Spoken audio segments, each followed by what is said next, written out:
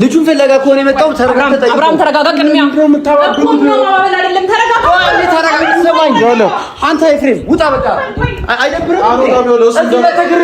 ከፎኑ አንተ በእርግጠኛ ነህ ሩታስ ምን እያደረገች እንደሆነ እናውቃለን።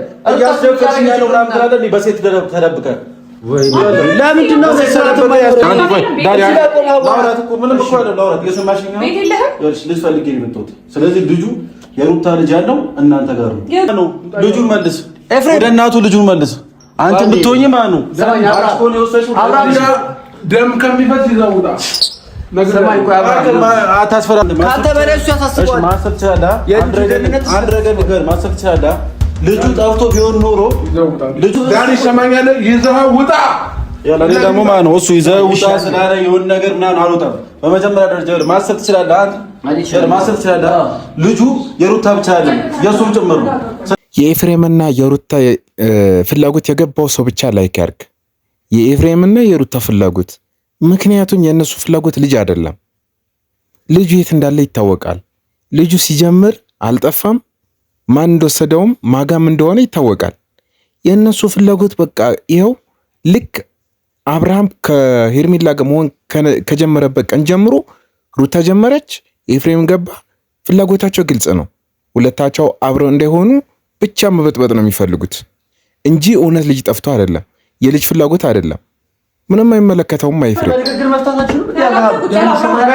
በመጀመሪያ የሰው ቤት ብርግድ ዳርታችሁ እንደዚህ አይገባም። ይሄ ስነ ስርዓት ቤተሰብነት ነው። ገባክ? እንደዚህ አይገባም የሰው ቤት በመጀመሪያ ደረጃ ማለት ነው። ሁለተኛ ደግሞ ስነ ስርዓት ልጅ ይዞ መውጣት ነው። ሁለተኛ ደግሞ ማለት ነው እኔ አባቱ አለው ለልጄ እዚህ ቤት እንኳን ቢሆን የትም ቤት ቢሆን ኤፍሬም የሚያገባው ነገር የለም። በመጀመሪያ ደረጃ እኛ ጋር የለም። በሁለተኛ ደረጃ ደግሞ ከኔ ጋር ከሆነ ደግሞ ኤፍሬም እዚህ ጋር የሚያገባው ነገር የለም። እንዴ ኤፍሬም እኮ ራሱ ተናገረ። ልጁ የሩታ ብቻ አይደለም የአብርሃም ነው ብሎ ተናገረ። ስለዚህ አብርሃም አባቱ ነው እንዴ። ልጁን ምን ያደርገዋል? ኤፍሬም አሁን እዚህ ጋር የሚያሳብደው እኮ የልጅ ፍላጎት አይደለም። እውነትም የሩታና የአብርሃም ልጅ ፈልጉ እኮ አይደለም። ግልጽ ነው። የኤፍሬም ፍላጎት ግልጽ ነው። በወንድሙ ይቀናል። እውነት አብርሃም ትክክለኛ ህይወት ሲኖር ደስ አይለውም እንዴ? እውነት እንዴ?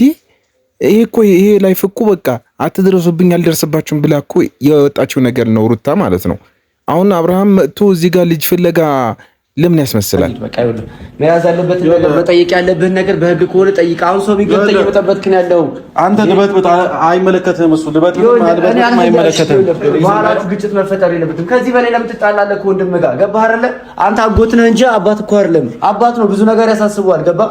ከአንተ በላይ ለሱ ይጨነቃል። ምን አይነት ስነ ምግባር የጎደለው ነገር እያደረግህ እንደሆነ አልታወቀም። እሺ በጣም የወረደ ነገር ነው እያደረክ ያለው። አልወጣም፣ እየሰማኸኝ ነው? አልወጣም። ከዚህ ቤት ልጅ ይዤ ዛሬ አልወጣም። የምታመጡት ነገር አለ። ካልተገኘ ለምንድን ነው እዚህ የምትወጣው? ነገር አለ ደግሞ ተነሱ። አይ ኤፍሬም እንደ ልጅ ያደርጓል እኮ እንዴ። ከዚህ ቤት ልጅ ይዤ ሳሊዝ አልወጣም። ምንድነው ወልደው እንዲሰጡት ነው? እኔ የሚገርመኝ እኮ አሁን ኤፍሬም ሄርሜላን ይፈልጋታል በግልጽ ማለት ነው። ከአብርሃም ጋር እንድትሆን አይፈልግም። ይህ ቅናት እኮ ነው እንጂ እንዴት እንዴ በዚህ አይነት ስነ ምግባር ነው እንዴ ሁሉም ነገር ማስተናገድ የሚችለው? እንዴ ልጁን ፈለገው እኮ እዚህ ቤት ምንድነው ከጉሩ ምን ውስጥ ሊያወጣው ነው? አሁን እዚህ ጋር ልጁ ምንድነው አያለቅስም፣ አይጮህም? ምን ውስጥ ነው አሁን እዚህ ቤት ውስጥ ልጅ ያለው? በቃ መረበሽ ነው የፈለገው ኤፍሬም፣ በትክክል መረበሽ። ሄርሜላና አብርሃም በትክክል እንዳይኖሩ መረበሽ ነው እንጂ የፈለገው ልጅ ፈልጎ አይደለም የመጣው። እንደምታዩት ነው። ቅናት፣ ኃይለኛ ቅናት አለበት። ወይ ሄርሜላ ይፈልጋታል ወይ አብርሃም ትክክለኛ ህይወት እንዳይኖር ይፈልጋል ማለት ነው እንጂ እውነት ልጅ ፈልጎ አይደለም የመጣው። ምክንያቱም ልጁ ራሱ እነሱ ጋር ነው ያለው። እንዴ ምንድነው ኤፍሬም በዚህ ልክ ሩታ አልፈልግም በቃ ትደሱብኝ አልደርስባችሁም ብላ ያወጣችውን ላይፍ ለመብጠጥ የሚሞክረው ለምንድን ነው እንዴ? ለሄርሜላ ባያሰብ እኮ ለአብርሃም ማሰብ አለ። ከኛ ምንድን ነው የፈለከው? ጥያቄ ጠይቀኝ። ከኛ ምንድን ነው የፈለከው እያልኩ ልጅ ነው የፈለኩት። ስለምን ልጅ ነው የምታወራው? ስለሩታ ልጅ ወልደን እንስጠት። ኤፍሬም ስለሩታ ልጅ እኮ የአብርሃም ልጅ ነው። ገባህ አይደለ? አንተ አታለቅለቅ። እሱ እኮ ማለት ስለ ልጁ ቢያስብና ስለ ልጁ ቢጨነቅ ኖሮ እንደዚህ አይሆኑ ነበር። አንተ ምን እያደረክ ነው ያለው? ልጁ የኔ ነው አይደል? አይደለም ዳንኤል፣ ልጁ የኔ ነው አይደል? ልጁ የኔ ነው አይደል? በቃ ሰማኝ ሰማኝ አንተ በዚህ ልክ ያደረገ ምንድነው? በዚህ ልክ ምንድነው የሚያደርገው? አልወጣም። እንደውም ፖሊስ እየመጣ ነው። ማን እንደሚያስወጣው ከዚህ ቤት ነው ያለን። እዚህ ጋር እያለቀለክ ያለው አንተ ነህ። ገባህ? አይመለከትም። የልጁ አባት አለ እዚህ ጋር። ለምንድን ነው የማይወጣው ልጁ? ሰማኛለህ? አንዴ እሱን አስወጥተው አንተና እፈልጋለሁ ይዘው እስቲ እሱ ወንድ ከሆነ እናንተ ራስ ዋስጡ እስቲ። እሺ አልወጣም። ያለ ልጅ ነው። ለምንድን ነው ጸብ የምትፈጥረው? ልጅ ካለ ለኬት ይዘህ ነው የምትሄደው? ሰማኝ ቆይ ያለ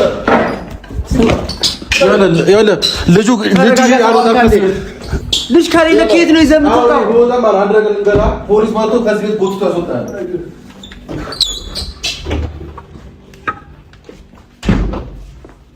ለምን ይዘው መጣህ? ለምን ይዘው መጣህ? የሰማኝ እኔ አይደለሁም ይዤ የመጣሁት። ገባህ አይደለ? እዛ ሄዶ እየበጠበጡ ነበረ። እኔ ጥበቃዎቹ እንዳይገባ አከልክያለሁ። ገባህ? ለምን ይዘው መጣህ? አንተ ስላለ ነው የገባው። ዳኒ ሰማኝ ወይ ማረጋገጥ ይፈልጋል። እዚህ ነው ልጁ ያለው አለ። እሺ ና አይና በሰላም አይተው ትወጣለህ ያልኩት እንጂ እኔ እንደዚህ አይነት ግርግር እንዲፈጠር አልፈለኩም። አብርሃም ዳኒ ምንድነው የሚያየው? ይሄ ከመጣ ግርግር